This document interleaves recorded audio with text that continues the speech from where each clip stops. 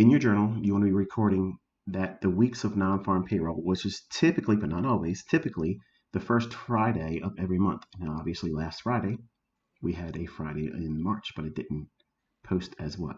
Non-farm payroll. So it's this week. So tomorrow is Thursday. That's the day before non-farm payroll. We don't trade that day. And we don't trade on non-farm payroll Friday itself.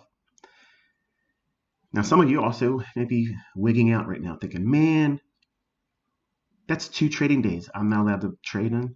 I'm going somewhere else. I'm going to use something else. I'm just going to go and do it. Okay, that's you. But as an educator, as someone that's been doing it a lot longer than probably you have, I have to have rules. I have to have rules for the students that are under me, and it helps build discipline. And also, here's the main takeaway.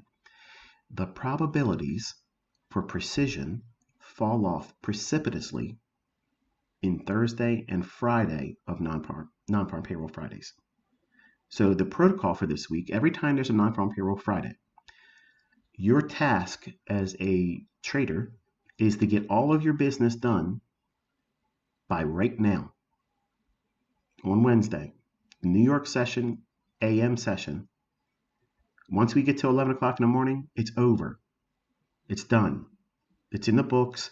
You do not trade. You do not push the button. Now, does that mean you can't demo trade? No, it doesn't mean that at all. I'm just saying that if you are one of my students that have ventured into live fund trading, which I've never advocated for any of you to do that, but I know some of you have, you want to maintain this rule by not going in and trading live funds on Thursday and Friday non-farm payroll. Yes, the market will absolutely move. Yes, the market will have setups. Yes, absolutely. But in my history of utilizing the things I'm teaching you, the level of precision isn't as precise or consistent on those 2 days of this week. So does it make sense for me as the author of all this stuff to push the envelope of risk in an environment that 3 decades have taught me that it doesn't shine as well in those days? So as a rule-based trader, as an analyst, I have to provide the trader in me a rule or a list of protocols and procedures to follow to keep the trader in line with the analyst expectation that's in me. Because inside of each one of you listening, there's 3 people. The analyst, that's the person in charge of what you're going to be doing, buying or selling.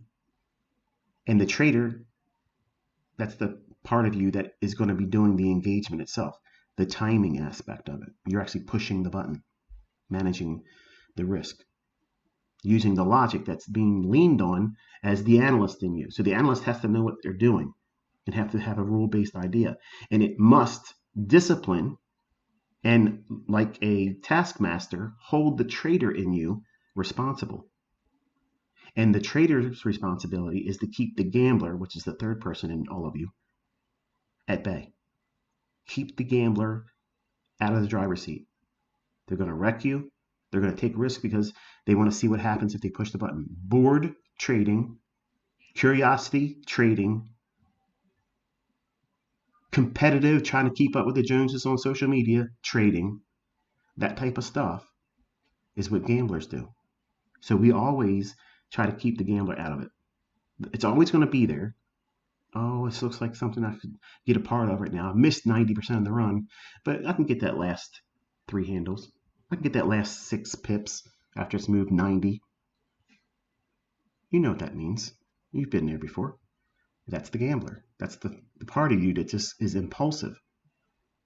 So you don't want to be going into these particular weeks of the month where there's non-farm payroll on Thursday and Friday of that particular week, just pushing the button to see what happens, because you know what they say, F around and find out.